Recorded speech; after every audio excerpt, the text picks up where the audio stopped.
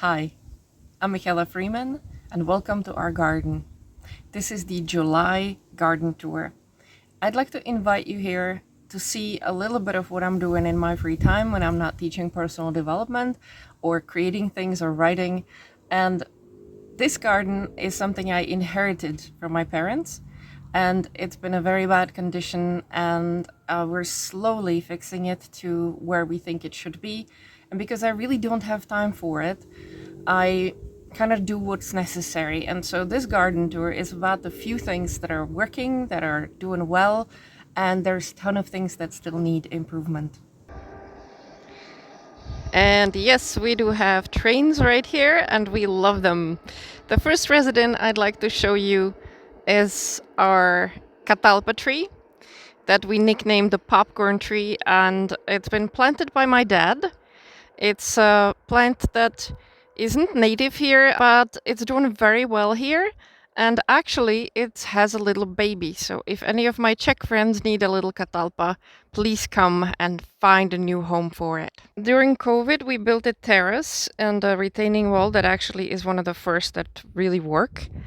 And I planted lavender. And I planted lavender at the end of the season when we could no longer um, find anything, and because it was all wrong timing. And we found in the local gardening center, we found lavender pots for like 20 crowns, so that's less than $1. And we bought a bunch of them and said, well, they either will make it or they won't. And this is what they did. And this is their third year. They've gone a little bit wild. They've gone so wild that you can't really use the terrace these days very much. And my husband tends to complain about that. But this is our field of lavender and the continual works behind it with the various retaining walls. But it's absolutely popular with insects. The bees love it. Our neighbors have multiple beehives, actually, one right under our field here, and one at the end of the hill here that we normally get our honey from. So this is a very useful plant for all the bees in the area. We had the intention to cover the wall with ivy, as you see, and it's starting to really cover it. So we're very happy with that. And also this tells you something about not knowing about varieties. We didn't know the name of the variety. There was a just generic lavender name on the stickers when we got these, and I thought it said something about 50 centimeters, so I kind of assumed they would be about the size of this guy. And right here is what they look like right now and how they lean into the terrace, and they're probably about meter high. We built this terrace during COVID with the help of our friend Alistair, who's the co-author of Value Anatomy, actually. And he did a lot of work here. So this is a thank you to him and a shout out to come see us and enjoy the view from here. Another star of the show is daylily.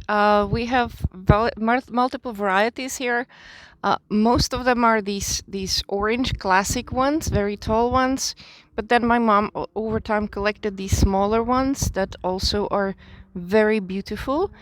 And I would say that daylilies are the hard workers of the garden, and you can certainly plant them just about anywhere and they will do a wonderful job. As the name suggests, they only have a bloom for one day, but they kind of continue blooming and they have a lot of them. So I think it's worth looking into if you're planning a garden that's truly low maintenance. Here's a lovely little coreopsis plant. I had 3 of them last year, 2 of them died. This one I'm not sure I'm gonna add any friends to it because they have died pretty consistently here. But I do love them, and they have a very long blooming season, so a lovely plant if you'd like. Another big star right now is a yucca. Yuccas are meant to grow in the sun. We have, for some reason unknown to me, all of our yuccas in the shade. We have those right under a tree here, which nonetheless still bloom a little bit later. As you see, these are about to bloom, but yucca is another really hard-working plant. It's impossible to get it out. And we have planted some more at the top that somebody has tried to get rid of, and they just sort of piled them outside their garden. And so we took them, and it took them about 3 years to start blooming. And these are our first blooms this year. And tucked among our lavender are grapes. My dad planted these grapes years ago, and they were so prolific that they used to grow all the way to the top of the house. And they basically were a nuisance there, and we turned it into a terrace, so we no longer had them. But I saved them, and my husband was insistent that we sort of control their growth because they really can go wild. So we did, and this is going to be our first season when they will both be trained on this trellis and when they will start having some fruit for us. Our decorative garlics are just starting to bloom. They kind of live here among a sea of irises, which are past their season right now. And they are kind of scattered here. This is a typical thing my mom would do, that there would be like no rhyme or reason why something is planted somewhere. So this year's project is I'm going to mark them all where they are and kind of collect them into one particular group. This is a really cute one, how it still has the end on it.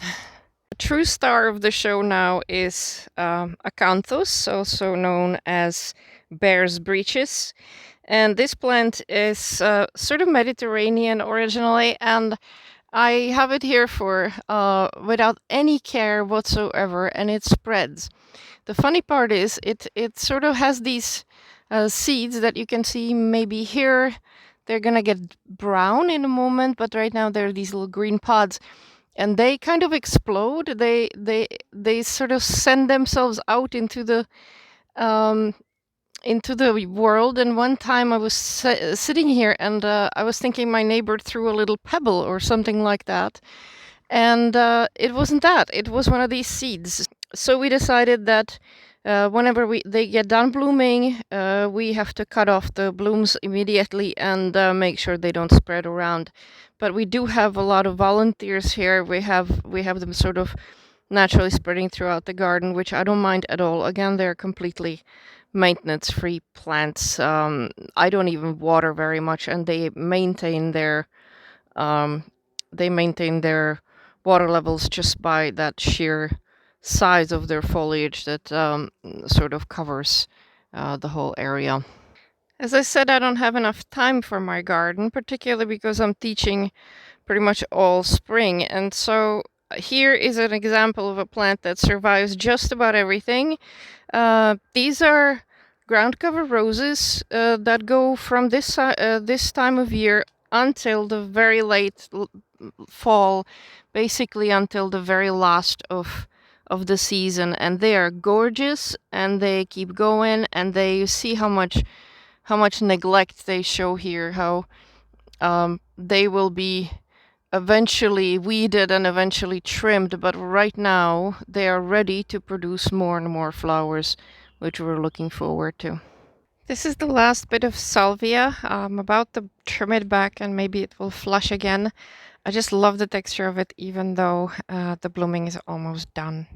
We have a lot of very successful rock plants around here, and again, the bees love them.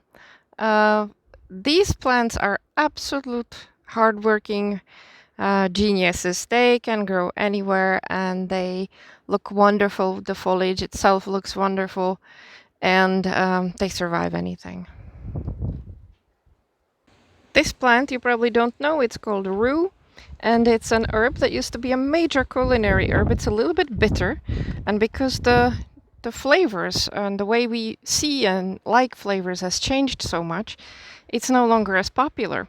But it's still a medicinal herb. It's got a lovely smell to it, and it's so prolific here that I cut it already once this season, that this is about to get another haircut, and I will dry it again.